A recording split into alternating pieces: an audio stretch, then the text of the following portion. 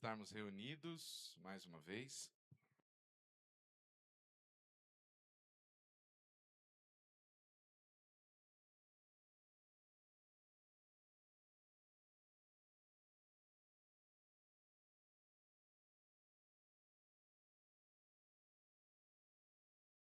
Glória a Deus. Moliel, ele é da Federação de Jovens, embora ele não tenha essa latinha de jovem assim, né? E aí ele vai participar lá com eles. Amados, eu sei que hoje nós temos uma missão aqui, né, na continuação do nosso estudo do livro de Apocalipse. E hoje nós vamos estudar o Apocalipse capítulo 12.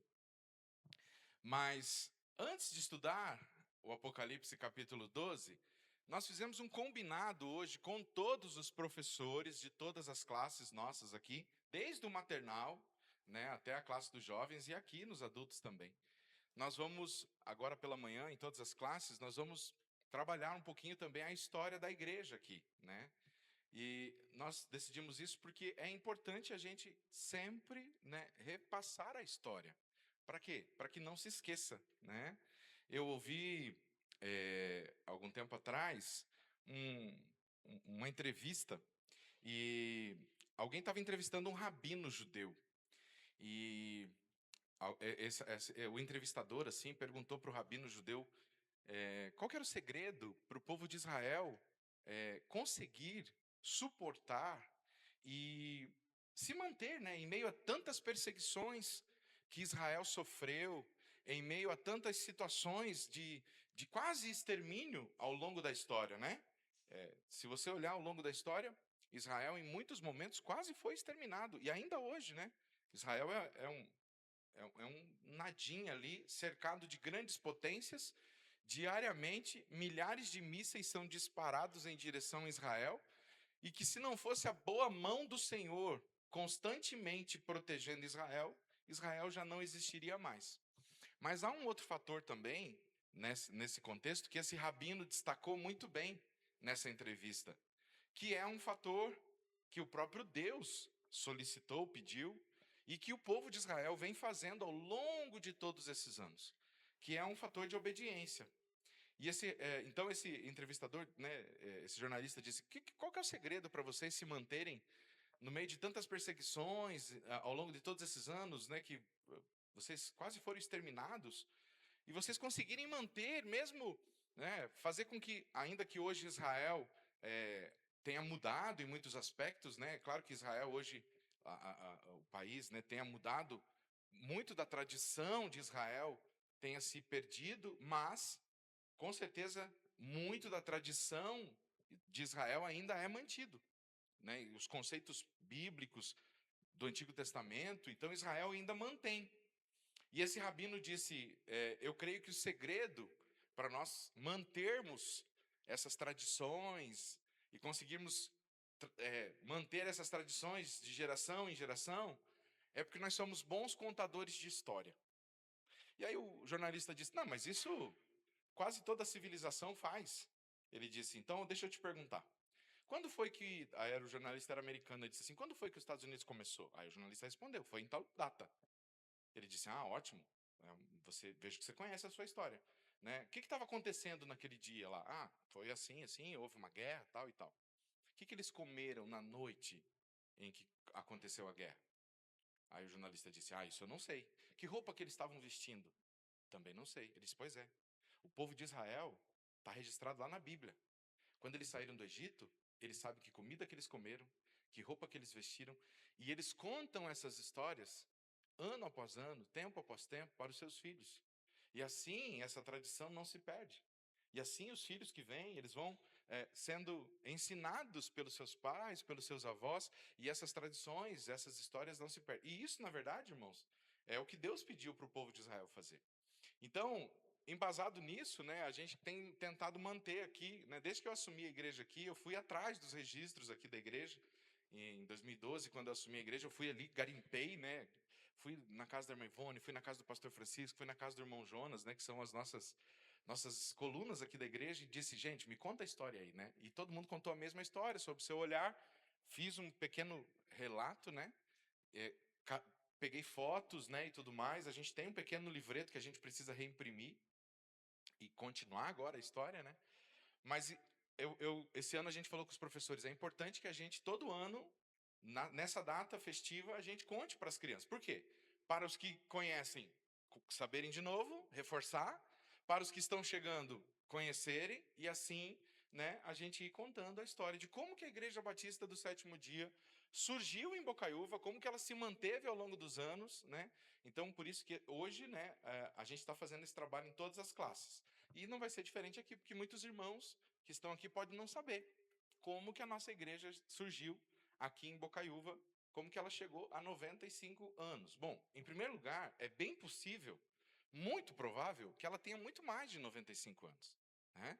Mas por que nós comemoramos 95 anos? Porque, por uma questão de registro, de documento, o documento mais antigo que nós temos é um documento que comprova que existia um grupo em 1931, aqui em Bocaiúva, coligado, né, aos evangélicos adventistas do sétimo dia.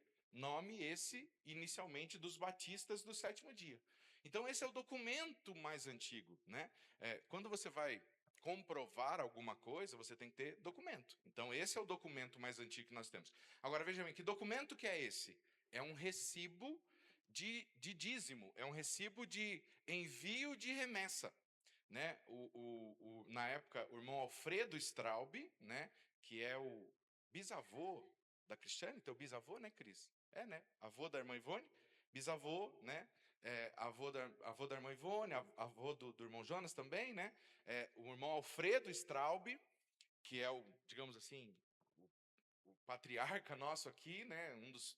O mais antigo que a gente tem em história, ele enviou uma remessa, né? A gente tem foto ali e tudo mais. À noite a gente vai exibir. Ele enviou uma remessa né? Como ainda hoje a gente envia remessa mensalmente para a conferência. Então nós temos um recibo, assim, a gente tem esse recibo, irmãos. Que preciosidade. Nós temos ali guardadinho, assim, dentro de um saquinho, né? Para não se perder. Então hoje eu tenho tudo isso guardadinho ali. Futuramente eu tenho meu sonho é montar uma espécie de museuzinho, assim, para a gente ter essas coisas. Eu tenho a ata, tudo bonitinho. Então, tem um recibo ali, datado de 1931, caligrafia linda, né? Aquela caligrafia bonita assim, né? De 1931, eles enviando uma remessa de dinheiro para a conferência. Então, esse é o documento mais antigo. Então, por isso que nós passamos a contar a partir dali. Né? Então, contando a partir dali, nós contamos 95 anos. Mas, veja, se esse grupo já estava enviando remessa para a conferência, é sinônimo que esse grupo já estava organizado aqui há mais tempo. Né? Pelo menos 1, 2 anos antes, talvez até mais. Mas, né? O importante é que nós temos um registro de 1931. Então, como que começa a história aqui, né? Como que pelo menos foi nos passado, nós temos uma gravação em áudio da irmã Josefina, né? Ela também conta um pouco da história aqui da igreja, né, e tudo mais. Então, a história nossa aqui, da igreja aqui de Bocaiúva Batista do Sétimo Dia, a primeira coisa que é importante a gente frisar, irmãos. A nossa congregação aqui, a nossa igreja, ela foi a primeira congregação evangélica da cidade. A primeira construção evangélica, o primeiro templo erguido foi a Assembleia de Deus, tá? Mas antes de existir a Assembleia de Deus como templo, né, o irmão Otávio Bestel, ele se reunia no casarão aqui, junto com os irmãos aqui. Por quê? Porque não tinham outros irmãos da Assembleia de Deus em Bocaiúva. Então ele vinha congregar com os irmãos aqui.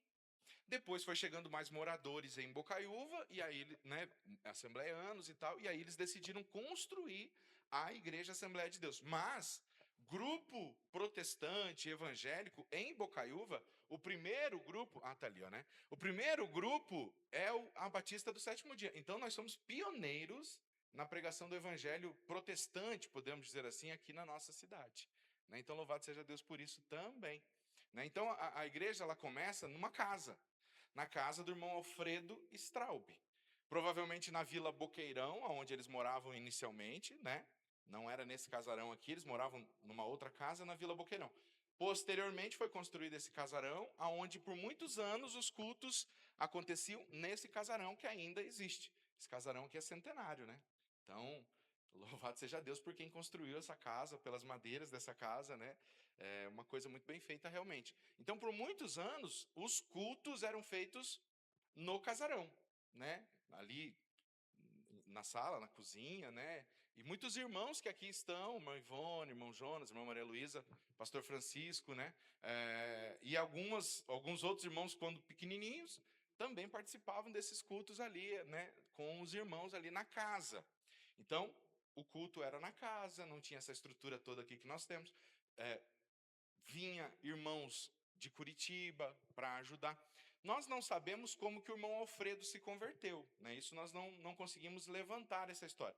Pelo relato da irmã Josefina, dá a entender, na história que ela conta ali, que, né, conversando um dia até com o pastor Francisco, assim, dá a entender, pela descrição que ela faz, que inicialmente eles, parece que foi adventista, né, que evangelizou eles, porque ela fala assim, naquele relato daquela fitinha que tem, irmã Ivone, ela fala assim, bom, no começo, quando meu pai se converteu, a gente teve que deixar de comer porco, banha, linguiça, né, o jeitinho dela contar.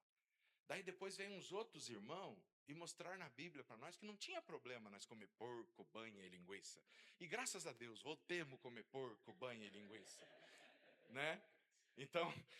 Então assim, por esse relato, dá-se a entender que eles foram evangelizados pelos adventistas, né?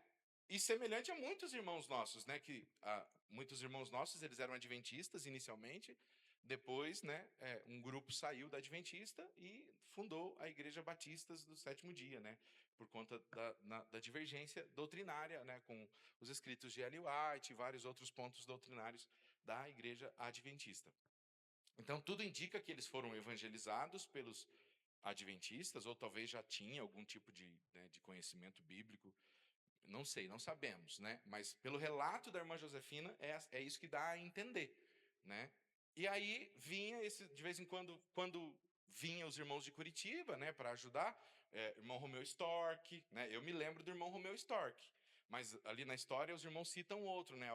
Adalberto Andit, enfim, tem vários nomes aí que os irmãos poderiam, né, lembrar aí na memória, né? Os irmãos falam de um irmão que tocava violino, né? Então tem um que os irmãos sempre comentam, Vitório Pondes, né? Que era um irmão que visitava os irmãozinhos, né? Que ele tinha um ferimento de guerra na perna, né? Mas mesmo assim ele ia de casa em casa, né? Visitando os irmãos, assim. Então né? Passava de casa em casa visitando o povo, assim, né, indo. Então vinha os irmãos de Curitiba, José Gugelmin, esse povo né, do passado, né? Vinham ajudar na igreja. Quando não vinha, os irmãos se reuniam aqui. E aí, com o tempo, né, Deus foi acrescentando. Né? Aí se converteu, né, o irmão Jonas, aí veio a irmã Ivane, casou com o irmão Darcy, aí teve o pastor Francisco, esse povo foi se juntando, os filhos ali, né, do casal do irmão Alfredo foram se casando, foram vindo os filhos, a igreja ali foi se reunindo. Então, até 1979, a igreja permaneceu no casarão. Em 7 de abril de 1979 foi o último culto no casarão. Inclusive hoje essa ata aqui, ó, né? A gente tem ela física. Eu entreguei ela para a Ivna mostrar para os jovens e adolescentes. A traça até comeu ela assim, ó. Ali ó, a traça transpassou ela assim de um lado para o outro. A gente guarda ela embaladinha assim dentro de um saquinho também. Eu dei para a Ivna mostrar para eles lá. Hoje é tudo digital, as nossas atas a gente digita, imprime, mas a gente guarda também registros digitais, né? Isso aqui também eu estou digitalizando tudo para a gente ter registro, né, guardado. Mas a gente tem essas atas. Olha a letra, irmãos, né? Isso é a letra do pastor Francisco, que era o secretário da época. Então, essa ata, volta ali, irmão, para nós. Ó, 7 de abril, isso, obrigado. 7 de abril de 1979, né? Da Escola Sabatina, na casa do irmão José Razotto, que é esse casarão aqui, ó, né? Daí, né, inicia às 9h30, pelo irmão Valdemar Venâncio. Nunca conheci, né? Bom, eu não era nem nascido em 79, irmãos, para vocês terem ideia. Eu sou de 85, né? Então, os irmãos aí, né? Aí fala ali, né? Que ele cantaram o hino 116, que é o hino Desejo da Alma. Vem, Espírito Divino, né? Estavam presentes 29 membros, olha, bastante gente. Uma escola sabatina dentro de uma casa, bastante gente, né? 29 membros, uma visita, 10 crianças. Que bênção. A Cris era uma delas. Já estava lá, Cris? Glória a Deus. Né? Glória a Deus. 10 crianças. Foi cantado, foi contado 17. Acho que é isso, né? Passou a lição, o irmão Valdemar Venâncio, com o tema Falsos Mestres. Foi feita uma coleta, foi contado 17 Bíblias ali, né? Tá certo. O tema da lição, Falsos Mestres. Foi feita uma coleta que rendeu 78 cruzeiros. E para o final da escola sabatina foi cantado o hino 250, quase induzido, é o nome do hino. Em seguida, orado pelo irmão Romeu Storck. Em nome de Cristo Jesus, amém. Secretário Francisco José Amaral de Oliveira. Então, essa é a ata do último culto feito no casarão. Então, nesse período aí, enquanto os cultos estavam acontecendo ali, o templo já estava sendo construído, né? Para construir o templo, irmãos, é muito interessante a história, né? Um irmão doou lenha, o outro doava outra coisa, outro vinha trabalhar, né? O irmão Jonas, nessa época, morava no Pulador, né, irmão Jonas? E aí o irmão morava no Pulador nessa época, né? O irmão Jonas trazia algumas pedras, porque foi usado ali no alicerce, né? Quando vinha para Bocaiúva com o caminhão, trazia, né? Então, os irmãos se ajudavam como podiam. Nessa época, o irmão Darcy, né, tinha o comércio ali, né? E se dividia entre ajudar ali de servente de pedreiro, construir. Interessante, né? O irmão Darcy trabalhou tanto na construção daquela igreja, quanto nessa aqui, né? O irmão Darcy é o construtor dos dois templos, né, que nós temos, né? Daquela lá e dessa aqui, né? Do começo ao fim, ele construiu, né? E então, assim, os irmãos se ajudavam como podiam, né? A gente tem ali tudo escrito, né? Um doou tanto, outro doou tanto, né? E aí os irmãos, por quê? Porque não estava cabendo mais. Imagine 29 pessoas, mais 10 crianças, era muita gente realmente, né? Eu dou um trabalho pro pessoal da mídia, né? Que eu não paro quieto, né? Então já não cabia mais gente dentro de casa, e um doou uma coisa, outro doou outra, né? Que coisa linda, né, irmãos? Esse multirão e esse ato de fé, né? E aí, irmãos, em 14 de abril de 1979, foi inaugurada então a nossa primeira igreja, né? O nosso primeiro templo, digamos assim, né? Que foi, tem uma foto ali também, aí ó, tem essa foto aí da inauguração. Essas são as únicas fotos que nós encontramos da inauguração. Você veja o estilo, né, da roupa ali, né, que os irmãos usavam na época, aquela calçona boca de sino, né? Coisa linda, né? E foi um dia muito festivo, muita gente ali dentro da igreja, né? A nossa igrejinha ali.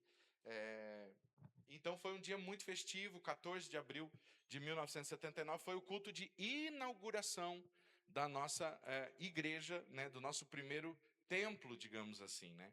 E aí nesse dia foi só um culto festivo, né? Vieram vários irmãos de vários lugares, né?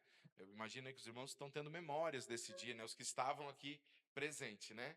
E aí, irmãos, nós temos a ata também da primeira escola sabatina realizada no templo, que daí foi no dia 21 de abril de 1979, que é a próxima ata ali que aparece, ó. Primeira escola, aí o pastor Francisco fez questão de anotar ali, ó, né? Primeira escola sabatina realizada na igreja inaugurada em 14, né? Então a igreja foi inaugurada em 14 e o culto da primeira escola foi feita dia 21, né? Ah, essa letra ali é do irmão Darcy, né? Isso, né? Exatamente. Daí ali tem a descrição de como foi a escola sabatina e tudo mais, né? Então, irmãos, veja os relatos, né? De como foi as coisas acontecendo. E aí, irmãos, né? Então, os irmãos, louvado seja Deus, né? Agora temos uma igreja, né? E aí, na história da igreja ali, eu não vou lembrar de todo mundo, né? Veio os pastores, né? Veio um pastor de Apucarana, vieram vários pastores. Só que os pastores vinham e ficavam pouco tempo, né? Não sei se não gostavam do frio, o que acontecia, mas os pastores vinham, ficavam 1, 2 anos e, né, tinha um rodízio muito grande. E isso não era só na igreja de Bocaiúva. A nossa igreja Batista Sétimo Dia sempre teve essa questão. Hoje, graças a Deus, os nossos pastores, eles acabam ficando mais tempo, né? Eu, por exemplo, estou aqui há 13 anos, glória a Deus, não tenho plano de sair, né? Mas os pastores nossos, alguns ainda ficam, né? Pouco tempo e vão para outro campo. Mas nessa época eu vejo assim, converso quando a gente visita outras igrejas, a gente vê que os pastores eles ficavam pouco tempo. sabe? Iam para um lugar e aí ficavam um pouco tempo e já iam embora para outro lugar. E as igrejas sofriam muito com isso. Porque às vezes quando a igreja estava acostumando com aquele pastor, com aquele ritmo de trabalho, trocava, ficava sem pastor, então era muito complicado. Então, tinha a igreja, daí os irmãos, né, que se viravam com a ajuda, não, vamos trazer um pastor, né? Aí os irmãos, o irmão Darcy e a irmã Ivone doaram uma casa, né, que tinha uma casa em Curitiba, trouxeram a casa para o pastor morar, né? Então ali foi construída uma casa que acho que a casa era mais ou menos aqui onde a gente está, né? Era mais ou menos aqui, né? A casa foi construída mais ou menos onde a gente está, para justamente poder abrigar o pastor, né? Então, aqui, quem não conheceu antes, né? Aqui tinha um lago, quase um lago, né? Banhado, na verdade, né? Foi aterrado tudo isso aqui depois, mas tinha um lugar de uma casa aqui, né? Uma casa que era uma casa pastoral, né? Que os irmãos construíram para o pastor poder morar e tudo mais. Só que o pastor vinha e não ficava, né? Os pastores vinham e iam embora. E teve um episódio, eu não me lembro se foi em 81 ou 83, minha memória agora não me ajuda, que foi quando faleceram 4 pessoas da mesma família, né? E aí o órgão de saúde decidiu interditar a igreja, né? Porque eles entendiam como se tivesse uma espécie de uma epidemia, uma pandemia, né? Alguma coisa assim, um vírus no templo, né? Porque eles não conseguiam identificar do que aquelas pessoas tinham morrido, então eles, não, vamos fechar lá, vamos lacrar o lugar. Né? E aí eu lembro que um dia a minha irmã estava conversando com a gente sobre isso, né? E foi um tempo muito difícil, né? Que as pessoas acabavam temendo pela vida dos seus filhos, né? Porque foram 4 pessoas da mesma família que frequentavam a igreja, né? Os irmãos lembram dessa época, né? Que é, irmã? Irmão da irmã Isalita. Tio Teolena, né? Ah, essa informação eu não sabia. Eu só sabia que era alguém da igreja, né? Então é tio da irmã Helena ali, né? Que faleceram 4, né? Ele primeiro e depois os filhos. Tio. Ah, então. E aí foi um período muito, né? Que os órgãos de saúde interditaram, né? Isso, isso. Então foi um período bem. Aí a igreja fechou, né? E as pessoas, de certa forma, temeram, né? Porque se realmente. Você imagina, hoje, né? Se a pessoa fala assim, ó, tem um vírus, a gente já fica com medo. Imagina naquela época, né? Se falasse que tinha alguma coisa assim, né? Então as pessoas que tiveram contato poderiam pensar, né? Alguma coisa assim, né? Mas os irmãos respeitaram, né? Aquele período ali que a igreja ficou fechada, foram orando, foram, né? E com o tempo as coisas foram normalizando, voltaram. Graças a Deus ninguém mais morreu e tudo se normalizou, né? E aí Deus foi mandando gente para ajudar. Nesse período, acho que vem o irmão Pedro, né? O pastor Pedro com a família, acho que chegam mais ou menos nesse período depois, né? Diga, irmão Jonas, uma semana? Então, mas você falou, pedir pra você pular, né? Tiveram fé. Tiveram fé e, né? Isso mesmo, né? Exatamente. E aí, então, né? Isso é, né?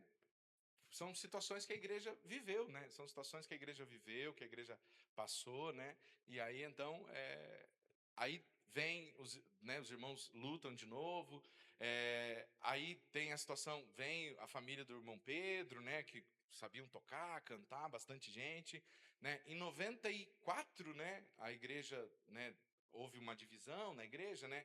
Que aí surge a comunidade evangélica do sétimo dia, né? Os irmãos, não, nessa época, segundo relatos, a igreja estava com aproximadamente 80 membros, então era uma igreja grande já, né? E aí, nesse período, né, o pastor Pedro com a família decidiram, não, nós vamos montar um outro ministério, né? E decidiram sair. Aí eles montam a comunidade evangélica do sétimo dia, ficam os irmãos aqui na Batista, né? E aí muita gente acabou indo com o pastor Pedro, muita gente ficou aqui. Então ficou, né? A igreja reduziu de novo o número de pessoas. Os irmãos foram lá, hoje, graças a Deus, tem a igreja lá também, né? Servem a Deus lá, mas foi um período turbulento, difícil também, né? Porque essas divisões causam complicações, né? É ruim para o reino de Deus, é ruim para a igreja, né? Então são situações que a igreja enfrentou também. Eu cheguei aqui na igreja na época do pastor Aparecido de Souza, né? Quem né, tocava violão, pregava, né? trazia os políticos aqui na igreja, ele gostava de movimento, né, o pastor Aparecido de Souza, né? Então, eu cheguei em 94, né, o pastor Aparecido, né? E aí, né, dali, né, muita coisa vem acontecendo. E aí, depois do pastor Aparecido, assumiu o pastor Francisco. O pastor Francisco, ele ficou dividido, né, entre cuidar daqui e cuidar de Adrianópolis. Ele sempre teve um carinho muito grande pela igreja de Adrianópolis, né? Cuidando lá dos irmãos de Adrianópolis, cuidando daqui, né? Aí eu lembro de uma época que veio o pastor Edivar, né? Lembra do pastor, né? Que hoje é o pastor Edivar, mas na época ele era seminarista, né? O irmão Edivar ajudou bastante, que também que dele fazia seminário e vinha no final de semana para cá, né? Ajudava aqui com pregações, com escola bíblica, né? E nos ajudou bastante. Depois, em 2010, aí vem o pastor Jonas, né? Que ficou um ano e pouco aqui, o pastor Jonas Sommer. E depois do pastor Jonas vem o pastor Glaucio, né? O Glaucio vem ainda como diácono, ele é consagrado aqui e tudo ao presbitério. Fica um ano e pouquinho também, né? E aí depois do Glaucio que eu chego, né? Eu venho para cá, né? E aí em 2012, né? Eu venho como obreiro. Maio de 2012 eu assumo a igreja como obreiro. Em setembro eu sou consagrado, né? Ordenado ao ministério pastoral. Em outubro, nós inauguramos essa igreja aqui. Né? Em outubro de 2012, a gente inaugura essa igreja, onde a gente está até hoje. E, para a glória de Deus, agora a gente já tem planos de construir um novo templo. Porque, para a glória de Deus, em alguns momentos, os irmãos percebem que não cabe mais as pessoas aqui. Né? Então, nós já estamos orando, né? E pedindo que o Senhor prepare recursos, né? Para a gente construir novas salas aqui. Nosso plano é esse, irmão. Nós temos um projeto que nós vamos construir novas salas aqui. Esse templo vai ficar para salão, né, de social, né, para os nossos encontros. E o templo vai ser construído aqui ao lado, né? Aí os irmãos dizem estacionamento em frente, né? Deus vai preparar um subterrâneo em cima, não sei, né? Sei que a gente precisa se mexer porque glória a Deus o Senhor tem acrescentado, né, aqueles que hão de se salvar, né? Então nós temos que já ir prevendo tudo isso e nós já estamos trabalhando, né?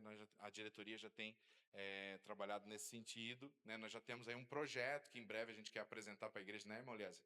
Né? A gente quer apresentar para a igreja em breve, né? E o Senhor já tem preparado algumas coisas. Então a gente temos um projeto, né? Que não é uma coisa do dia para a noite. Para nós, para Deus é assim, né? Mas eu louvo a Deus, porque a gente sabe que a obra é dele e o Senhor tem acrescentado mesmo, né? A gente tem visto assim o quanto o Senhor tem operado maravilhas. Então esse é um pouquinho da história aqui da nossa igreja aqui de Bocaíba para os irmãos que não conheciam, né? À noite a gente vai repassar ela de novo, um pouco mais resumida, né? E como eu disse, isso está sendo contado nas nossas classes agora pela manhã, a fim de reforçar, né? Para que os nossos jovens, crianças, adolescentes saibam, conheçam essa história, né? E assim saibam como que a igreja surgiu aqui em Bocaiúva, né? E tudo mais. E eu queria, nesse momento, antes da gente entrar na lição agora, fazer uma oração de gratidão a Deus pela vida dos irmãos, todos aqueles que até aqui serviram ao Senhor com alegria nesse lugar, né? E tenho certeza que muito o Senhor tem feito no nosso meio, né? E muito vai fazer. Então vamos ficar de pé, irmãos, e vamos orar ao nosso Deus, agradecendo ao Senhor. Vou pedir que a Geise faça essa oração para nós. Senhor meu Deus, mais uma vez estamos na tua presença. Obrigado, Jesus, por nós estar aqui na tua santa casa. Obrigado, Senhor, por cada um de nós que conhecemos o Senhor nessa igreja, oh Pai. Pelo carinho, pelo cuidado que o Senhor tem tido todos os dias da nossa vida. Obrigado, oh Pai, pelo teu santo sábado, por nós estar aqui desfrutando, oh Pai, descansando e recebendo a sua bênção, oh Pai, que o Senhor deixou lá no início da Bíblia, oh Pai. Que nós descansemos no sábado, Senhor. Obrigado por cada irmão que chegou aqui na nossa igreja. Abençoa, Pai, todos os irmãos que ainda vão conhecer a nossa igreja, Pai, que se sintam abraçados, se sintam com muito carinho, Pai, igual quando cada um de nós que não conhecia aqui chegamos e se apaixonamos por esse lar, Pai, por essa casa, por esse aconchego, Pai, dessa igreja, Jesus. O Senhor é bom o tempo todo, Jesus. Nós somos gratos, ó Pai, por tudo que o Senhor faz em nossa vida.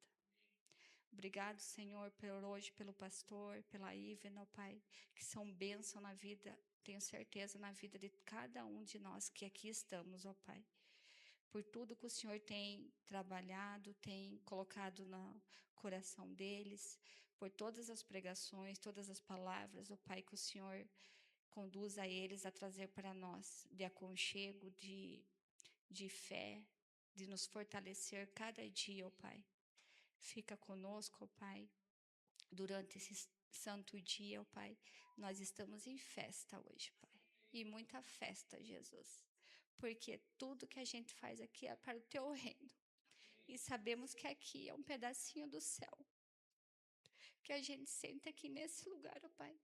Com os louvores, com as pregações, ó Pai. Nós conseguimos sentir o Teu amor, o Teu cuidado conosco, Pai. Com a nossa vida tão turbulenta lá fora, com tantas preocupações, com tantas agitações, mas quando chegamos aqui, tudo se acalma, tudo é transformado, Jesus. E nós vamos para casa mais fortalecidos, mais edificados para ter a nossa vida lá fora. E que lá fora, ó Pai, todas as pessoas que chegam até nós vejam cada um de nós o amor do Senhor em nós, Jesus. Continua conosco, ó Pai, nesse dia. Temos muitas programações, que seja tudo para o Teu reino. Obrigado, Jesus, por mais igreja que está vindo comemorar conosco. Porque é muita festa, Jesus. É muito amor entre todos os irmãos de todas as igrejas batistas do sétimo dia.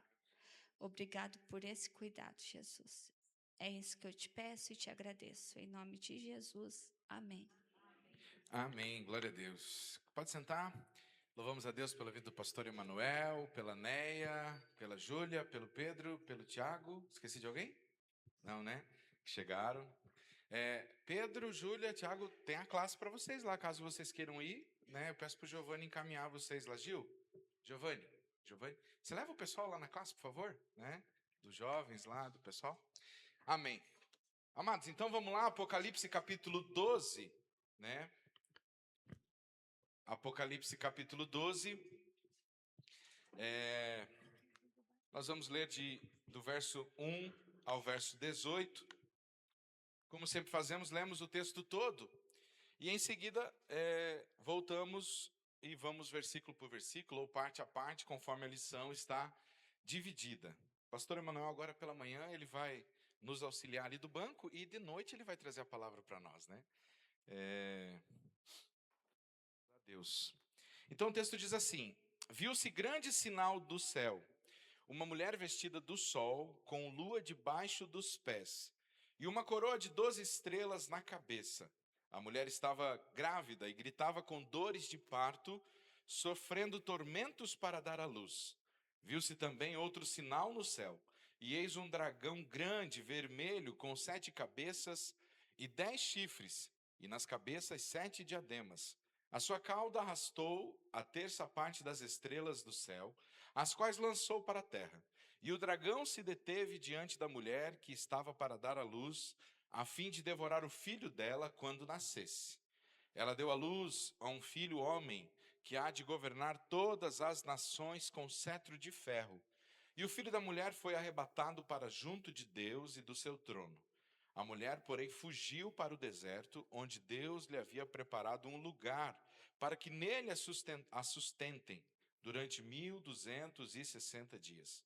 Então estourou a guerra no céu. Miguel e os seus anjos lutaram contra o dragão. Também o dragão e os seus anjos lutaram, mas não conseguiram sair vitoriosos, e não havia mais lugar para eles no céu. E foi expulso o grande dragão, a antiga serpente, que se chama Diabo e Satanás, o sedutor de todo o mundo. Ele foi atirado para a terra e com ele os seus anjos. Então ouvi uma voz forte no céu proclamando: agora veio a salvação, o poder, o reino do nosso Deus e a autoridade do seu Cristo, pois foi expulso o acusador de nossos irmãos, o mesmo que o acusa de dia e de noite diante do nosso Deus. Eles o venceram por causa do sangue do Cordeiro e por causa da palavra do testemunho que deram, e mesmo diante da morte não amaram a própria vida. Por isso alegrem-se, ó céus, e vocês que neles habitam. Ai da terra e do mar, pois o diabo desceu até vocês, cheio de fúria, sabendo que pouco tempo lhes resta.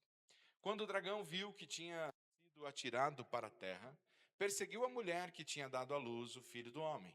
Mas foram dadas à mulher as duas asas da grande águia, para que voasse para o deserto, para o seu lugar, aí onde é sustentada durante um tempo, tempos e metade de um tempo, fora do alcance da serpente.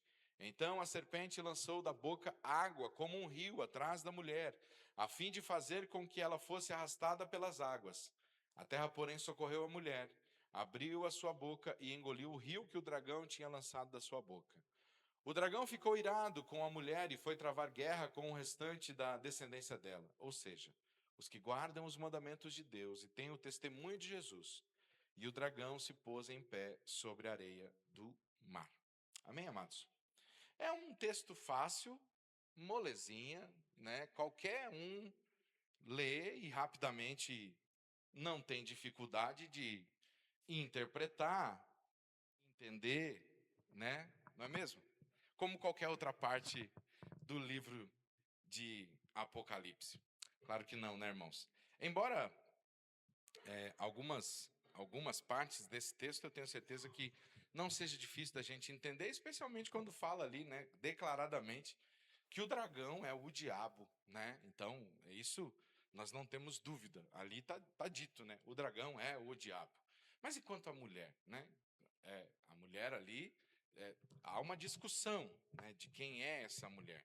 Bom, então a gente vai falar um pouquinho sobre isso nesta manhã. E essa lição foi escrita pelo pastor André, né? Como a gente sabe, esse texto, né, essa lição, ela já foi reescrita há alguns anos atrás e a gente está revisitando elas, mas é sempre atual e sempre bom. Eu quero só dar uma olhadinha lá na introdução, irmãos, aonde diz assim, ó, no segundo parágrafo, o pastor André escreve assim: o capítulo 12 é o centro do livro e inaugura a segunda parte do Apocalipse. É importante isso porque até o capítulo 11 a gente vê uma batalha acontecendo e uma descrição da batalha de uma perseguição do mundo e de algum tipo de julgamento de Deus com o mundo. Agora, a partir do capítulo 12, nós vamos ver um certo julgamento e um tipo de batalha mais espiritual e algo um pouco mais, digamos assim, voltado realmente a uma batalha entre Satanás e a igreja e Satanás e Deus. Então, claro que até o capítulo 11, Satanás esteve por trás também da perseguição que o mundo faz contra a igreja, mas aqui, a partir deste capítulo, a gente vai ver mais escancarado, né, digamos assim, as evidências, as marcas desse ataque, né, de Satanás. Então, inclusive aqui, né, como a gente pode ver, o texto é claro, né, esse dragão revelado. Eu sou de um tempo, quando eu comecei a frequentar a igreja, que as pessoas falavam muito da mensagem subliminar. Você lembra de mensagem subliminar?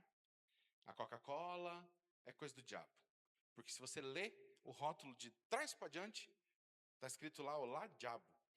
Não beba Coca-Cola. Não escute música da Xuxa, porque eu escutei o CD de trás para frente. Se você escuta o CD de trás para frente, você não sabe o que sai lá. Ora, se eu escutar um hino da Cassiane, que é a mais pentecostal que nós temos, de trás para diante, vai sair coisas absurdas ali. O que eu estou querendo dizer, irmãos? O crente adora procurar coisa onde ele não devia. E às vezes ele não percebe que Satanás ele não está fazendo nem questão de se esconder. Satanás ele não está nem preocupado mais em se esconder. Aliás, ele nunca teve. Satanás ele já está revelado faz hora. Satanás ele já se revelou faz tempo. E o cristão ele está, o Satanás está ali, mas ele está não, aquilo ali não é. Satanás é isso aqui, não, irmãos. Então nós devemos tomar cuidado com isso, né? Porque às vezes a gente fica achando que Satanás é isso, Satanás é aquilo, e aquilo que de fato é Satanás a gente ignora. Então, esse texto deixa muito claro algumas características desse cramunhão, que é o que nós devemos vigiar e entender que ele existe, ele é poderoso e que nós não devemos de maneira alguma brincar com ele. E que, irmãos, como eu tenho falado sobre isso aqui, né? As pessoas às vezes me procuram, né? Um dia desse, uma pessoa falou para mim, pastor, eu cheguei em casa e tinha um montinho de terra, assim, ó, do nada, um montinho de terra dentro da minha casa. Ai, que me deu um arrepio, pastor. Me deu um ruim, sabe? Daí eu disse, você não varreu a casa, irmã? O que aconteceu? Não, porque... Não, daí para piorar, ela disse, eu acho que aquilo é terra de cemitério. Eu disse, a maioria dos cemitérios nem terra mais tem, né? É tudo calçada, pelo menos o de Bocaiúva nem terra mais tem, né? Então, assim, as pessoas ficam caçando o demônio aonde ele nem está, sabe? Então, esse texto, ele faz uma descrição de Satanás, mostrando algumas características que o cristão não pode ignorar. Porque a gente, às vezes, ignora essas características do poder de Satanás e a gente fica procurando ele na lata de coca, no Monster. Não, porque lá no Monster tem o 666. Já viram isso na internet, né? Lá tem o 666. Aí vê a criança bebendo, dá um tapa no Monster. Isso é coisa do demônio, né? Então, assim, a gente tem que tomar cuidado. Então, é importante a gente ler esses textos para a gente entender que Satanás, irmãos, ele não está se escondendo, não. E que a Bíblia é clara com relação a ele, ao poder dele e o estrago que ele faz. Mas antes da gente falar e dar palco para o inimigo, vamos falar um pouquinho sobre a mulher, né? Então, o pastor André, ele começa ali falando, né, sobre a mulher, e ele diz a mulher perseguida, que é o versículo 1 e 2. Então, vamos lá olhar de novo no capítulo 12. Ele diz, viu-se, né? Então aqui, ele não é só João que está vendo, ele diz, viu-se, grande sinal no céu, uma mulher vestida do sol, com a lua debaixo dos pés e uma coroa de 12 estrelas na cabeça. A mulher estava grávida, né? A Camila está grávida ali, ó, né? A mulher estava grávida, com dores de parto. Você já viu uma mulher grávida com dores de parto? É complicado, irmãos. Eu acompanhei o parto das minhas duas filhas. O homem fica muito sem saber o que fazer. A gente já não sabe muito, na maioria das vezes, né? Mas naquele momento ali é pior. Sabe? É terrível, irmãos. Né? Se você não sabe se fala alguma coisa, se não fala, né? Eu imagino o ódio que vocês devem ficar do marido naquela hora ali, né? Porque, né? Então, assim, e o texto diz, a mulher estava grávida, gritava com dores de parto, sofrendo tormentos. O texto diz que ela sofria tormentos para dar à luz. Então, que mulher é essa daqui? Bom, então, irmãos, o livro de Apocalipse, como a gente vem sempre falando, ele é cheio de figuras, cheio de símbolos, e a gente tem, no mínimo, 3 interpretações aqui para esta mulher. O pastor André, ele não quis nem perder tempo, né, sobre essas 3 linhas de interpretação. Ele já disse assim, bom, essa mulher aqui é a igreja. Né? Se você olhar ali na lição, ele já foi logo, né, não quis entrar em discussão e dizer, a igreja. E faz muito sentido, até porque, como nós estudamos no capítulo 11 e ao longo, né, sempre quando fala, né, está falando da igreja. Mas eu acho que é importante a gente apontar aqui quais são as linhas, né, de interpretação que existem acerca dessa mulher. Bom, o catolicismo romano entende que essa mulher que Apocalipse 12 apresenta aqui é Maria, a mãe de Jesus, né? E eles fazem uma ligação, inclusive, que esse texto tem uma ligação com Gênesis 3, que a mulher lá que Deus fala, este ferirá o calcanhar e tu lhe ferirá a cabeça, é Maria. Eles conseguem fazer também uma interpretação, uma hermenêutica que a arca é Maria. E vão indo assim, então tudo é Maria, né? E inclusive aqui, nesse contexto, eles dizem que essa mulher aqui, ela é a Maria. Tem várias formas de você refutar e dizer, não faz muito sentido você dizer que essa mulher é Maria. Uma delas é que a própria visão católica de que a Imaculada, né, a Maria é a Imaculada, né? Então, ou seja, ela não teve pecados, e aí uma das coisas que o catolicismo defende é que Maria não teve dores para ter Jesus Cristo, para, né, gerar Jesus Cristo. E o texto é claro ao afirmar que ela estava gritando de dores para dar à luz. Então, já há uma contradição muito grande aqui, porque a doutrina da Imaculada, né, Conceição, digamos assim, de que Maria, mesmo ao dar à luz a Cristo, tal, ela, né, permaneceu virgem, não teve outros filhos, aquela coisa toda, e que mesmo ela não teve dores ao gerar Jesus, porque por ela ser santa, aquela coisa toda. Mas o texto bíblico é claro ao dizer que essa mulher aqui estava gritando. Daí eles vão dizer, não, mas isso é simbólico e tal, né? Então, quando convém, eu digo que é simbólico, mas quando não convém, daí... Então, mas essa é uma linha e que é defendida dentro do catolicismo romano. Os dispensacionalistas, né, que é um grupo, né, que existe no meio protestante e tal, eles defendem que essa mulher é Israel. É Israel.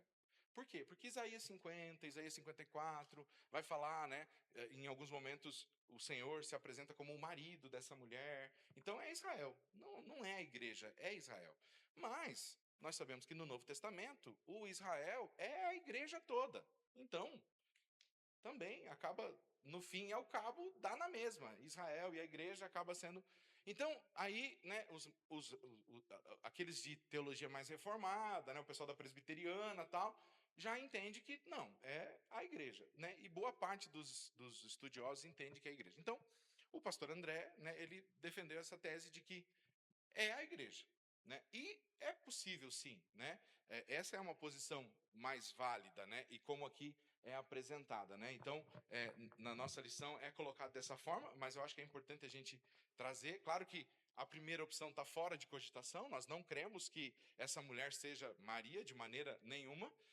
A segunda é uma opção? É uma opção. Não tem problema de dizer que essa mulher seja Maria, porque não vai mudar em nada o desenrolar do texto bíblico. Por quê? Porque no Novo Testamento, Israel é a igreja do Senhor, né? Gálatas 6,16 fala, o Deus fala assim, a todo o Israel de Deus. Nós somos o Israel de Deus, né? Em Cristo não há judeu, não há grego, então todos nós somos o Israel de Deus. E nesse sentido ali não há uma promessa feita só para Israel. Então não muda muito, né? Então aqui ele diz, né? A análise mais coerente sobre quem a mulher simboliza é interpretá-la como sendo a igreja. Não se deve confundir com a igreja institucional, né? A igreja em questão é una e representa um só corpo, uma só família, uma só esposa ao longo de toda a história. Paulo fornece-nos a chave para o significado da mulher celestial quando fala da Jerusalém de cima, mãe do povo de Deus na terra. Mas a Jerusalém do alto é livre e essa é a nossa mãe. Gálatas 4:26. Ela foi a mãe do Israel verdadeiro no Antigo Testamento e do povo do Messias no Novo Testamento. Isto é, a mulher representa todos os salvos em Cristo, desde a criação até a volta de Jesus. Ora, então é simples. Israel faz parte da igreja do Senhor, né? A igreja do Senhor de todos os tempos, desde Adão até a volta de Jesus. Então, essa mulher, né, a gente entende sim como sendo a igreja do Senhor, né? Qual que é a discussão, né? Mais adiante, vai dizer assim, que ela gerou Jesus. E aí o pessoal diz assim, não, mas espera aí, realmente, né? Jesus, ele é um israelita, ele nasceu de Israel, né? Mas, de novo, né? Como a gente fala, o Israel, no Novo Testamento, o povo todo, a igreja do Senhor é Israel. Então, e mais uma vez, essa é uma discussão que não muda muito, porque aqui, especialmente nesse capítulo, não está se tratando de uma promessa exclusiva para um povo, para um grupo. Ele está falando de uma visão que ele teve, né? De uma visão sobre um panorama, né? Então, a igreja representa Cristo neste mundo, portanto, reflete a beleza do Salvador e reverbera o brilho do Mestre. Assim, em Cristo Jesus, a igreja é gloriosa e exaltada. Ela encontra-se assentada com Cristo e recebeu autoridade sobre o diabo e suas hostes. Seu domínio não é político nem econômico, mas é espiritual. A coroa de 12 estrelas representa a vitória da igreja em Cristo. Ela sentar-se-á em tronos para julgar o mundo e os anjos. E aí, por isso que, né, ali fala da diadema, das estrelas, né, sobre a sua diadema, demonstrando o poder e a autoridade que a igreja recebeu do Senhor. E a gente tem falado sobre isso aqui, né, irmãos?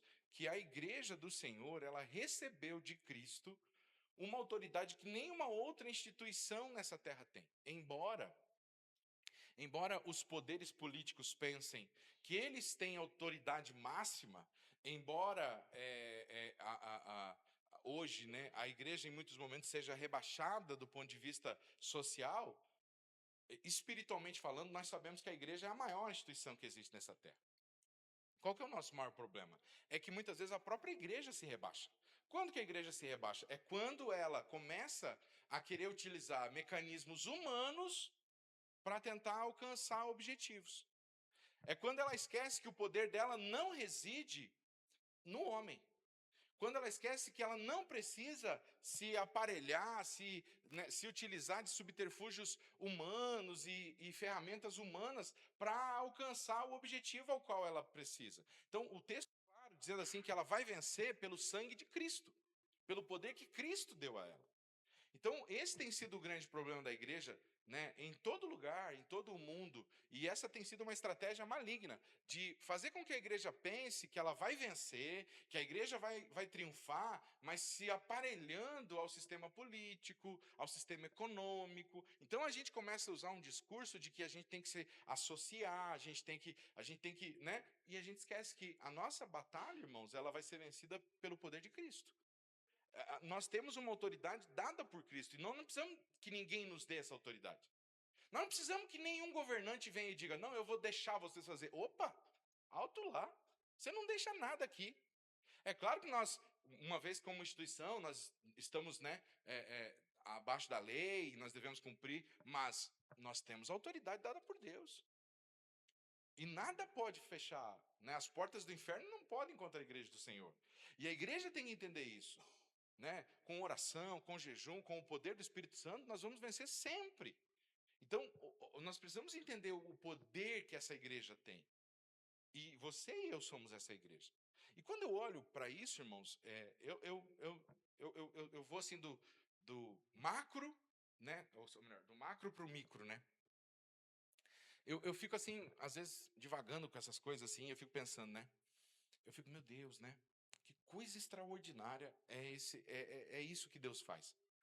Porque veja bem, Deus deu essa autoridade para a igreja do Senhor. E eu faço parte dessa igreja. Então, às vezes eu fico assim, dizendo, meu Deus, né? Se eu me comportasse bem direitinho mesmo, se eu fizesse tudo bem certinho que nem Deus pede, se eu obedecesse, se eu buscasse mais de Deus. Não aquela coisa assim do dar e receber, sabe? Mas sabe, realmente, se eu me consagrasse como eu deveria, como tantas histórias que a gente vê de homens e mulheres que buscaram a graça e a unção de Deus, o que Deus não poderia fazer através da minha vida? Aonde eu botasse o meu pé, sabe? Aonde o Senhor me levasse. Aonde eu chegasse e o Espírito Santo me tomasse para falar. Dentro da minha casa. Você está entendendo? O inimigo, territórios tomados pelo inimigo. Mas você chega lá, por quê? Porque você tem autoridade dada pelo Senhor. Ah, mas o dragão, olhe para a palavra, em todo o Apocalipse, em cada capítulo, ele sempre perde. E você é essa igreja do Senhor. Meu irmão, foi dada essa autoridade para você e para mim. Não só nesse coletivo chamado Igreja do Senhor, você é a igreja do Senhor. Então, aonde você chega, como igreja do Senhor, é-lhe dado essa autoridade para. Está uma contenda, está um inferno estabelecido ali. Mas se você representa a igreja do Senhor, e você está revestido dessa graça, a Bíblia não diz a luz resplandece nas trevas? Você chega naquele ambiente revestido da graça, né? A luz vai resplandecer ali. E às vezes eu fico assim, Senhor, misericórdia, porque eu não estou representando isso. Misericórdia, porque, né, às vezes eu acabo, às vezes até eu que pioro a situação. Eu preciso às vezes reconhecer isso. Às vezes sou eu que causo o problema, né? Sendo que eu deveria chegar ali e ser aquele que pacifica, né? Ser a luz. Então, amados, nós somos essa igreja. Olha a descrição, né? Ainda que inicialmente ele fale de uma mulher gritando de dor, mas daí depois ela começa a descrever assim: há uma diadema na cabeça dela, há estrelas, ela é gloriosa, ela é grande. Então, aonde nós chegamos, não que a gente tenha que impor nada, mas as pessoas precisam notar que há algo diferente em nós. Não pela imposição, mas simplesmente porque o Senhor está em nós. Porque o Espírito Santo habita em nós. Como a gente gosta de cantar aquele hino, Ele está em você, o Espírito Santo está em você. Sabe, aonde a gente chegar vai haver uma mudança de ambiente. Então, essa é a igreja do Senhor. Essa é a igreja que vai fazer a diferença em Bocaiúva, Joinville, Curitiba, onde o Senhor nos colocar. E quando eu falo igreja, eu não estou falando só de prédio ou bloco, eu estou falando de cada um de nós. Aonde o Senhor nos colocar. Né? Então, essa é a igreja do Senhor, né, que o Senhor tem levantado. Aí o texto diz ali que o filho da mulher perseguida, né, que é o segundo tópico que o pastor André destaca na página 51, o filho da mulher perseguida, o arcanjo Miguel e seus anjos. Aí é o versículo 3 ao versículo 8. Ali diz ali, né? Viu-se também outro sinal no céu, eis um dragão grande vermelho com 7 cabeças, 10 chifres nas cabeças, 7 diademas, a sua cauda arrastou a terça parte das estrelas do céu, as quais lançou para a terra, e o dragão se deteve diante da mulher que estava para dar à luz, a fim de devorar o filho dela quando nascesse. Irmãos, que visão horrorosa, não é mesmo? Que coisa terrível. Pense, a Celina vai nascer daqui uns dias e, né, todo mundo está orando e pedindo que Deus abençoe, né, e ficam todo mundo desejando o melhor. Sempre quando uma criança vai nascer, a gente fica desejando o melhor. Quando Cristo veio ao mundo, havia uma horda de demônios. Uma horda de demônios querendo devorar, querendo que ele não nascesse, querendo que ele morresse. Aliás, desde que o Senhor prometeu que no trono não faltaria um descendente de Davi, começou uma perseguição aos descendentes de Davi, que chegou um momento que, se você ler em 2 Reis 11, sobrou um só. Quase que Satanás consegue o intento dele. 2 Reis 11, 1, o texto diz assim que a Thalia, se eu não me engano, ela matou todos os descendentes. Por quê? Porque Satanás tinha uma promessa de Deus, não vai faltar descendente de Davi no trono. Aí Satanás falou, vamos começar. Vamos eliminando um por um. Então, assim, Satanás sempre intentou contra a igreja do Senhor. Sempre, sempre. Ele sabe que ele não pode contra, mas ele vai tentando. Pelas beiras, do lado, de um jeito, de outro. Sabe? Então, e quando Jesus veio, olha o que ele fez. Né? Levantando Herodes para perseguir, para matar. Então, veja, irmãos, a perseguição, o quanto Satanás é ardiloso, o quanto ele é mau, o quanto... E aí o texto diz ali, né, aquela descrição de quando ele se levantou no céu, né, e junto com ele conseguiu levar a terça parte dos anjos, que na época eram anjos, né, conseguiu convencer a terça parte dos anjos a ir com ele. Então, observe que, e aí mais adiante você vai ver que o texto diz que ele é sedutor. Ele é sedutor. Então, Satanás, irmãos, ele não brinca. E ele conseguiu convencer anjos que serviam diante de Deus.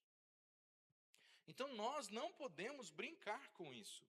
Se nós ainda não entendemos o poder das trevas, se nós ainda não entendemos que nós lidamos com algo realmente extremamente maligno, que tem poder de nos destruir, de destruir a nossa casa, de destruir as nossas finanças, de destruir a nossa saúde, de acabar com tudo.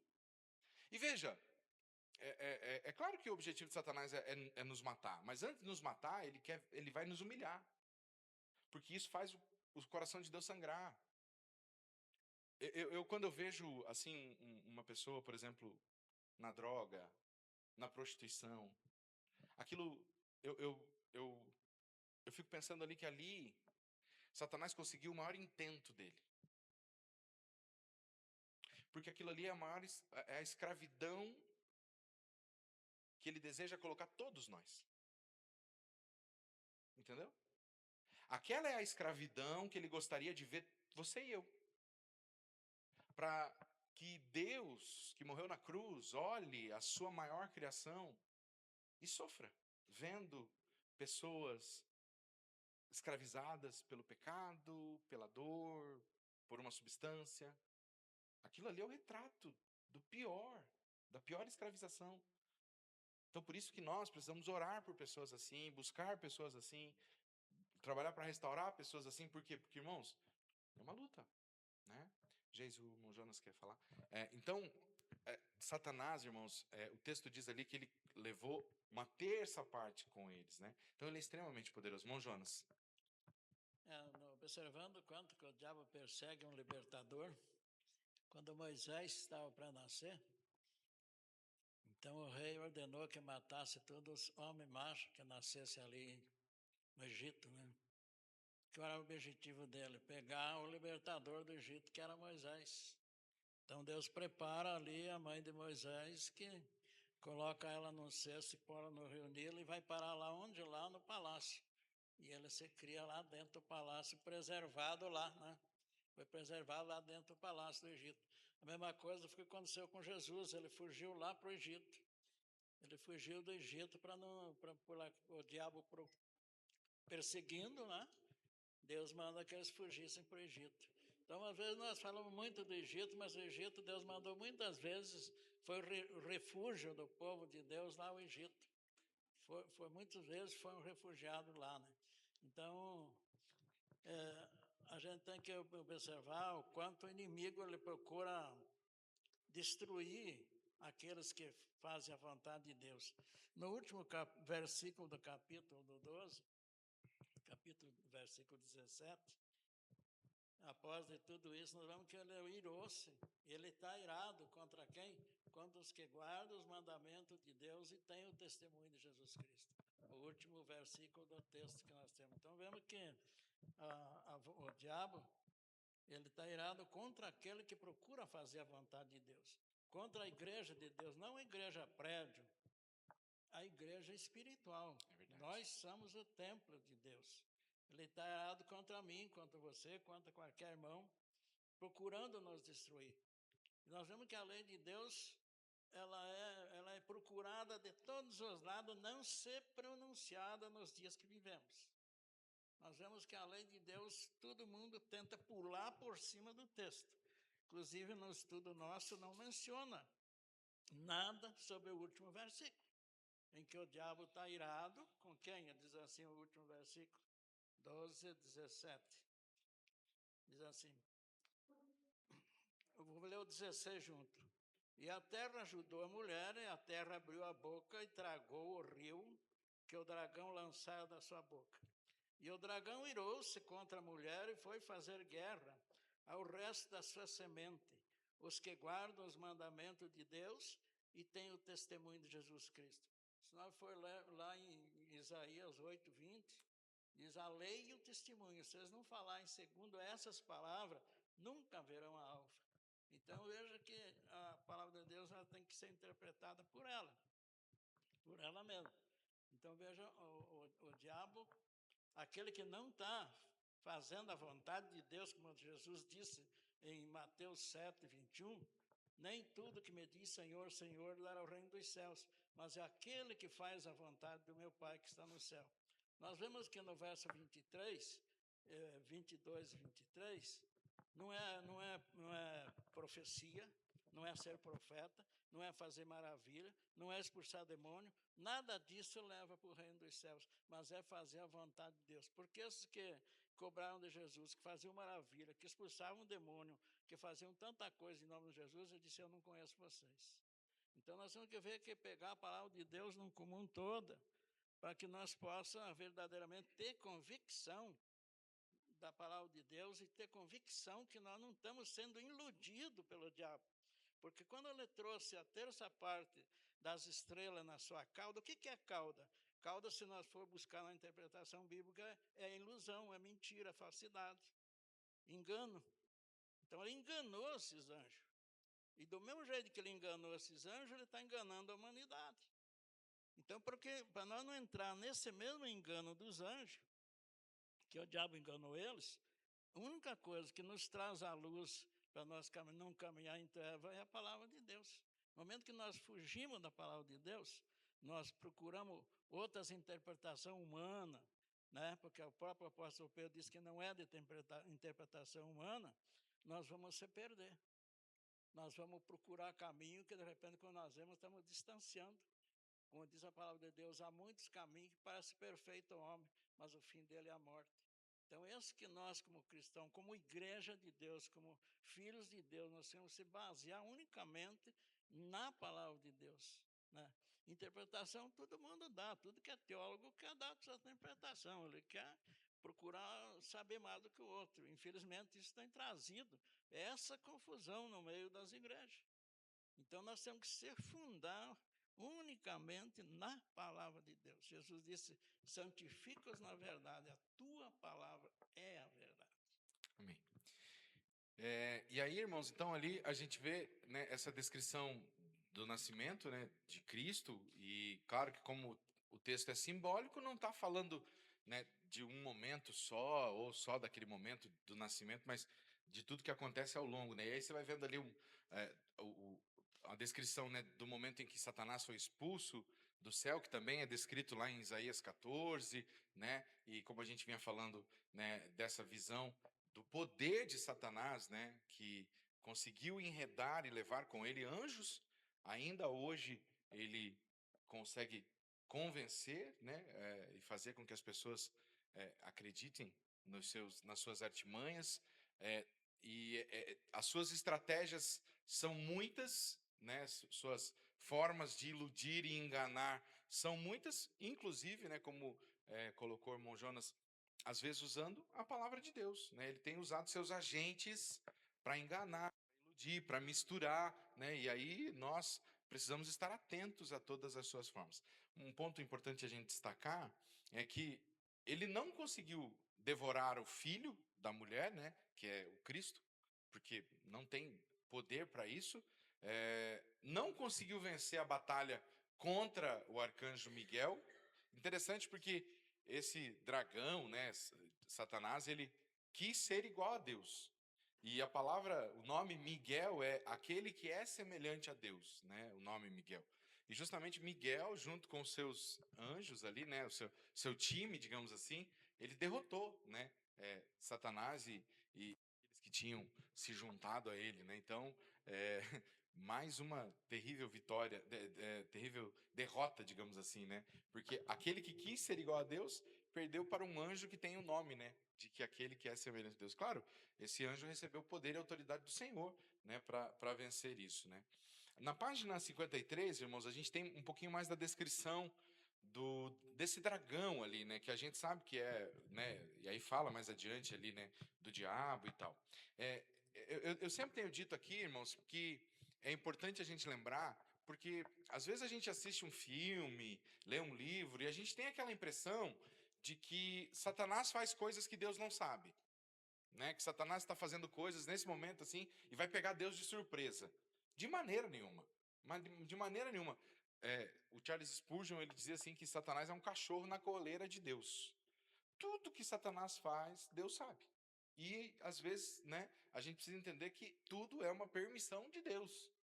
Ele só vai até onde Deus permite que ele vá, né? Então tudo aquilo que ele faz é uma permissão de Deus. E aí você às vezes fica assim, meu Deus, então exatamente, né? Se não fosse a misericórdia de Deus, seria muito pior. O estrago seria. Por isso que lá tem um texto em Apocalipse que diz assim, que ele será solto. Porque se ele tivesse solto, irmão, a coisa estaria muito pior. Satanás será solto. Ele não está solto, não. Satanás está preso, irmãos. Ele está sob controle de Deus. Você precisa entender isso. Tudo que ele faz é controlado por Deus, né? E aqui na nossa lição, né, e conforme o texto bíblico, o pastor André destaca ali, ó, né?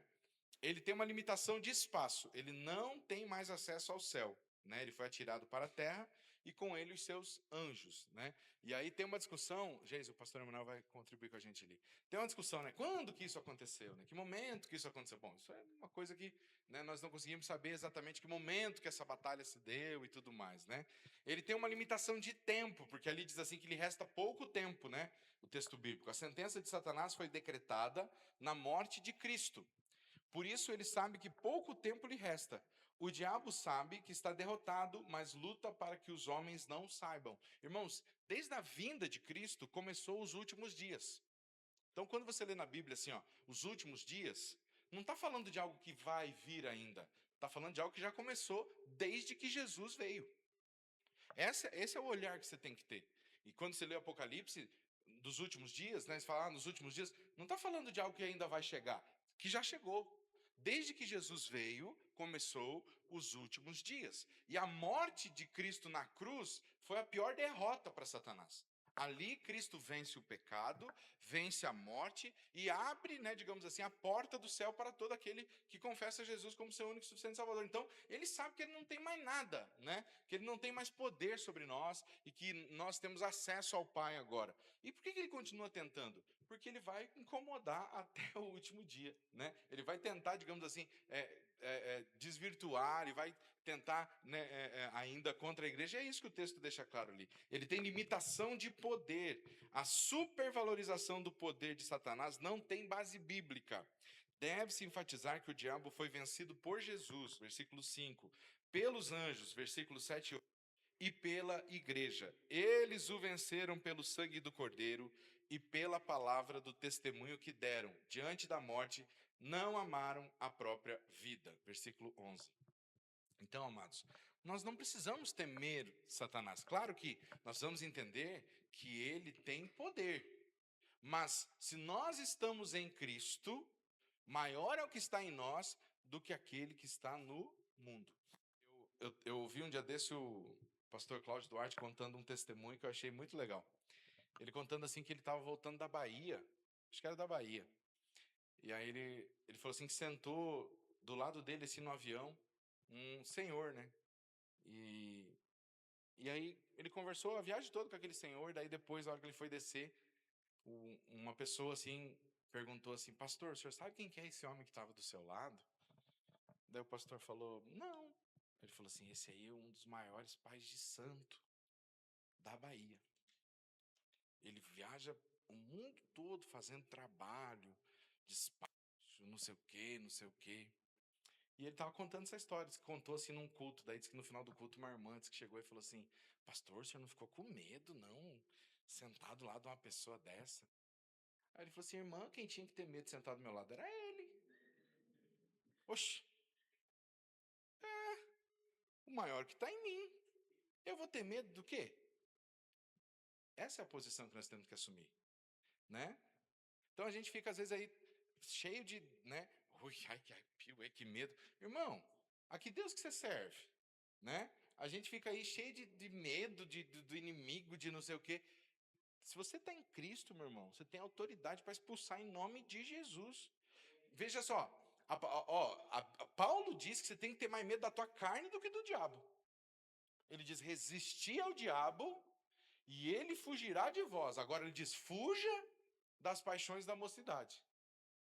Não tente dar uma de forte com as tuas tentações, não, que você vai perder. Mas o Satanás, se você estiver revestido do sangue de Cristo, você pode resistir, que ele vai embora. Bate o pé, fala em nome de Jesus, né? Se você está revestido em Cristo, ele vai embora. Então veja, se você está em Cristo, se você está revestido, se você está em obediência, né? Não há o que temer.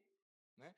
As pessoas sempre pegam, né, aquele texto de Atos lá, né, que teve aqueles moços lá que foram expulsar o demônio lá, e aí o demônio olhou para eles e falou assim: rapaz, eu conheço Paulo, eu conheço Jesus, mas quem são vocês? E aí a Bíblia diz assim que deu um cacete neles, né, e mandou embora eles pelado, né? Aí muita gente fala assim: mas vai que eu vou expulsar o demônio, né? E o demônio me dá uma surra, né? Mas só se você não estiver em Cristo, porque se você está em Cristo, meu irmão, não há o que temer. Se você está em Cristo Jesus, você repreende ele e ele sai em nome de Jesus. Pastor. No mínimo, esses guias aí da história do Cláudio Duarte sentaram no fundo do avião porque ficaram com medo, né? No mundo espiritual não vai sentar perto. Bom dia a todos, paz do Senhor aos irmãos. Pastor, eu tenho uma pergunta para o senhor que é difícil, tá? Eu não posso fazer na minha igreja, mas aqui eu acho que eu posso fazer. Acho que vai dar boa.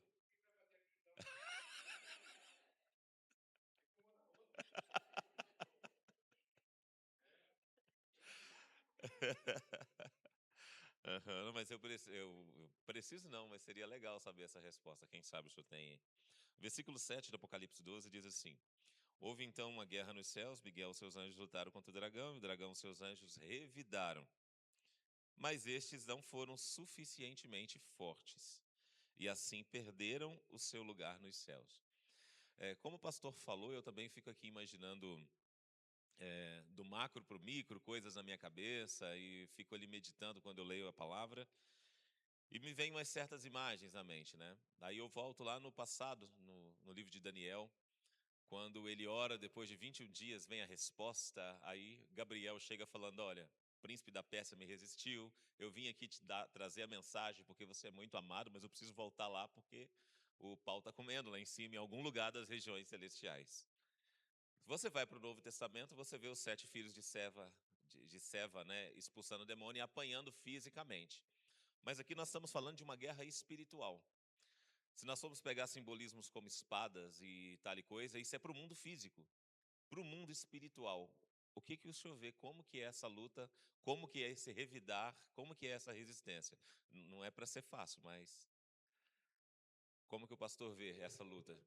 Você diz lá ou nós? Essa guerra entre Satanás, Miguel e seus anjos contra o diabo e seus anjos. Eles não puderam resistir. Qual foi o tipo de luta? Ah, o tipo de luta. Irmãos, eu acredito que foi uma luta física realmente, né? Eu acredito que a luta foi ali, não sei exatamente que tipo de armas, né? Porque em alguns momentos a Bíblia fala numa linguagem que para a gente poder compreender, né? Mas eu acredito que foi uma luta física, né, entre eles ali.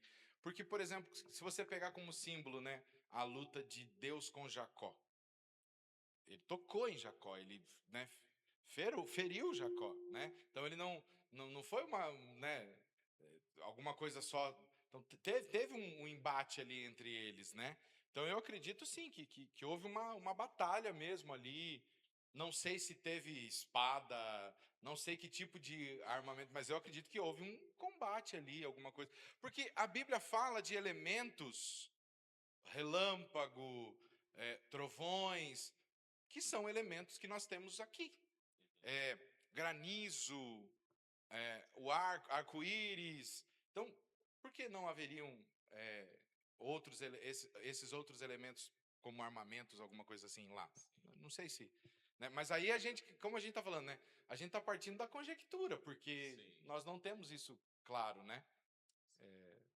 Mas que houve essa batalha, como foi essa batalha? Né? Eu não sei. É, Vou falar assim por experiência própria. Eu acredito que alguns irmãos já devem ter passado por essa sensação de você chegar em algum lugar e o clima está tão denso, tão pesado, que você fala, tem algo errado aqui. Algumas pessoas são mais sensíveis, a cabeça chega a doer, né? E eu imagino que é uma manipulação de energia. Se eu posso ir por esse caminho, né? Há uma energia, há uma matéria não visível, mas há uma energia, algo que é materializado para os nossos sentidos. A gente consegue perceber. Talvez isso a um nível muito maior, claro, são especulações, como o irmão aqui falou, mas é interessante nós não ignorarmos, porque nós estamos num local onde o diabo tem um certo domínio. Não todo, ele está amarrado em nome de Jesus, mas ele tem uma certa liberdade. E conversando, você conhece o diácono Jamil, lá de Porto União, ele teve um deslize, um escorregar, eu posso contar porque ele contou isso na igreja. Ele deu uma desviada e resolveu ir para um centro de macumba e falar assim, eu vou fazer tudo também que não pode fazer. Ele chegou lá, mandaram ele embora, porque o guia virou para ele e falou assim, isso aqui não é seu lugar, volta para casa. Então o diabo sabe quem são os filhos de Deus. E Deus com certeza não esquece quem são os filhos dele. Então esse papo é muito importante para sem nós, como dúvida. servos de Deus, estarmos atentos. A batalha ela é muito séria. Existe, né? Efésios fala, nessa luta não é contra carne e sangue, mas principado, principados e potestades e o poder que habita, né, nas trevas. Então, assim, há uma luta acontecendo nesse momento, né? Uma luta acontecendo nesse momento que nós não enxergamos, mas que ela está acontecendo, né? Ela está acontecendo, e isso é muito real, né? Sem querer ir para esse lado místico, né? Porque senão a gente começa a acreditar nessa coisa, né? E aí não tem fim, né? Da energia, mas que há um poder, né? Maligno, que como há também um poder divino que opera sobre nós, isso não há dúvida, né? O Espírito Santo é mais do que uma força, ele é uma pessoa que opera em nós, né? O maligno também, né? Ele não é uma energia, ele é uma pessoa, um ser, né, encarnado que opera e que tem seus agentes, né? Seus demônios que agem, né? Então essa batalha, ela se deu não só num nível ali de força, de energia, mas eu acredito que quando o texto fala assim que houve uma batalha, eu acredito que realmente foi algo assim que da coisa física acontecendo mesmo, sabe? Do pau pegando mesmo ali, sabe? Do negócio acontecer. Porque senão envolveu ali outros anjos na coisa ali, né? E quando fala de batalha, sempre aparece o Miguel, né? Ele lutou pelo corpo de Moisés, aquela coisa toda, tá? Irmãos, eu sei que os irmãos aí querem comentar, mas eu preciso me adiantar porque a criançada já estão entrando aí. E esse ponto aí, nós vamos ficar no campo da especulação. Daí nós vamos ir para um lugar que não vai dar certo, tá? Aí voltando ali, irmãos, para a lição, página 54. As batalhas, né? Aí fala ali, né? O dragão contra o Messias, diz ali: Satanás aparece com suas cabeças e chifres e diademas, querendo se mostrar o verdadeiro rei do mundo. Interessante porque, né? Veja que lá no início fala que a mulher tinha diademas e tal. Aqui também fala que Satanás tem. E essa tentativa de Satanás de sempre se parecer com a igreja, né?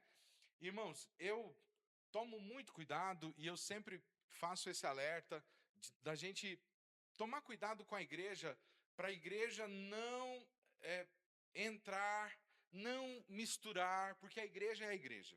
E a igreja não precisa de mais nada.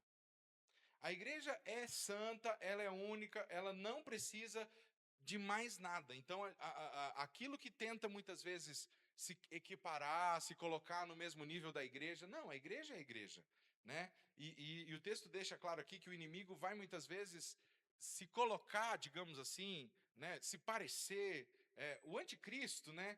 Ele não vai ser alguma coisa contra a igreja, mas aquele que vai parecer com a igreja. Bonzinho, messiânico, certinho, bonzinho, que vai ajudar todo mundo, né? E esse é o grande perigo, né? Então, ele diz ali, toda a esperança diabólica de uma vitória no mal depende dessa luta contra o filho que nasceu. Se ele conseguir devorar o Messias, o dragão estabelecer-se-á como monarca dos reinos da terra, né? Então a gente viu ali que ele perde essa batalha também.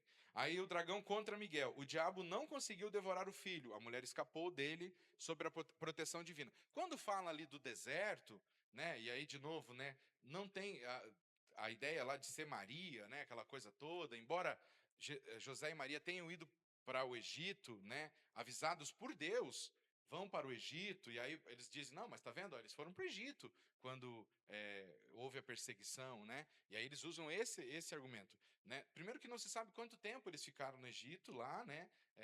E depois que voltaram, mas o deserto aqui seria o lugar de peregrinação. A igreja do Senhor é peregrina nessa terra, então simbólico de novo. Não está falando de um lugar geográfico, né? O diabo não conseguiu devorar o filho, a mulher escapou dele sob a proteção divina e enfrenta o exército de Miguel. Tem todo o apoio de seus anjos. Nessa batalha, a ofensiva foi de Miguel contra o dragão. Ele empurra o maligno à batalha, o que é uma indicação de quem tem a superioridade. E aí diz, né, que ele não achou mais lugar no céu, no versículo 8, e ele foi expulso, né, o antigo dragão, a grande serpente, o diabo chamado Satanás, sedutor de todo o mundo. Aí ele fala, né, antiga serpente, né, desde a primeira vez que Satanás aparece na Bíblia, é descrito como uma serpente, destacando a sua sagacidade, Gênesis 3:1. Também diabo, do grego diabolos, significa acusador, difamador, caluniador, né? Algumas descrições. Satanás, esse nome quer dizer adversário. Dragão contra a mulher, né? Aí também então ele luta contra o Messias, né? Contra o menino lá, né? Contra o nascido, perde. Luta contra o anjo, perde. Aí ele vai lutar contra quem? Contra a igreja, né? Então ele vai se voltando, né? Contra quem ele pode. Após frustrada a ofensiva para destruir o Messias, o dragão tentará aniquilar a mulher. A mulher, porém, fugiu para o deserto. A mulher, o povo de Deus, os servos de Jesus, fugiu para o deserto por um período e encontra-se diante do dragão furioso e frustrado. Ela foi enviada ao deserto para que tivesse um lugar que a sustentasse durante 1260 dias. O número simbólico de 3 anos e meio representa o período do domínio final de Satanás, tentando frustrar os propósitos divinos, particularmente os últimos dias desse período, como relatado em Apocalipse 11:3. O deserto tem algumas alusões, é possível que tenha menção às perambulações dos israelitas durante 40 anos, né, e ele vai descrevendo, né? Então, irmãos, o que é importante a gente frisar aqui, né? O que está no versículo 11. A vitória da mulher sobre o dragão provém do sangue do cordeiro. E nos é dito que eles pois, venceram-no por causa do sangue do cordeiro. Então, a vitória que vai ser concedida à igreja, que é concedida à igreja, é por causa do sangue do cordeiro. A igreja do Senhor, que somos eu e você, que somos a igreja de todas as épocas, nós vencemos por causa do sangue do cordeiro. Não é pelos nossos méritos, não é pela nossa história, não é pela nossa placa, não é porque nós fazemos isso ou deixamos de fazer aquilo, é pela graça e pelo sangue do cordeiro. Nós temos que lembrar disso, irmãos, porque Jesus morreu na cruz e pagou o preço pelos nossos pecados, e somente por isso, né? Então observe que é isso que fica claro o texto ali, porque senão nós, de novo, trazemos aquela ideia de que nós vamos vencer pelos nossos méritos, nós vamos vencer pelas nossas obras. Não, irmãos, nós vencemos como igreja pelo sangue do Cordeiro.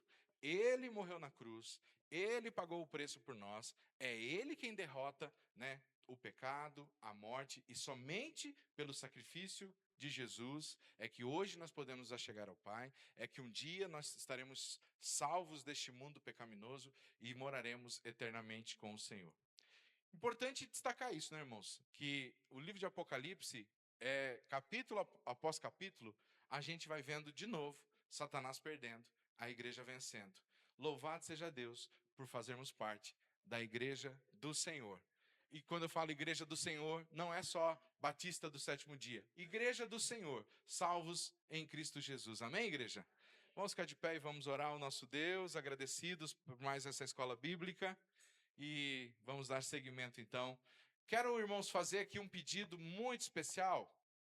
Amados, nós estamos preparando o nosso almoço ali com muito carinho, né? E nós temos uma equipe ali trabalhando desde cedinho, né? Os nossos diáconos estão preparando tudo com muito carinho. E eu sei que os irmãos, né, gostam de ajudar e tudo mais. Mas, amados, hoje vocês serão servidos, literalmente servidos. Tudo vai ser servido na mesa. Então, amados, para facilitar o trabalho dos diáconos, não vão lá na cozinha. Tá bom? Não desçam ali pro lado da cozinha. Por quê? Porque isso facilita o nosso trabalho ali. Né? Eu sei que às vezes, eu vou lá ver se querem ajuda. Não vão. Tá bom? Tudo que vocês precisarem vai ser trazido na mesa pelos diáconos, pela equipe de voluntários. Se nós precisarmos de ajuda, pode ter certeza que nós vamos pedir para vocês. Tá bom? Nós sabemos aí que tem os irmãos que gostam de ajudar e a gente sabe que pode contar com todo mundo se a gente pedir. Mas a gente quer que todo mundo aproveite, tá bom? Porque nós temos já uma equipe bem grande trabalhando lá, e aí se mais gente começar a ir lá, né, e aí o pessoal tá lá, todo mundo uniformizado, toquinha, luva, tudo bem direitinho, então isso complica, né, às vezes o trabalho. Daí o pessoal entra lá, eles têm que dar atenção, então foi um pedido que eles fizeram, pastor, fala pro pessoal, que eles sentem lá e fiquem à vontade, que nós queremos servir eles hoje. Então, gente, o pessoal, né, tá todo mundo preparado. Então agora, depois que a gente encerrar, vamos todo mundo lá para o refeitório, né? Vamos aproveitar o nosso dia, vai ter o almoço, depois vai ter bolo, tá bom, gente? Então vai ser um almoço bem gostoso e de noite nós temos o nosso culto de ação de graça. Então, gente, não precisa se preocupar. Se nós precisarmos de ajuda, vocês podem ficar tranquilos que nós vamos pedir.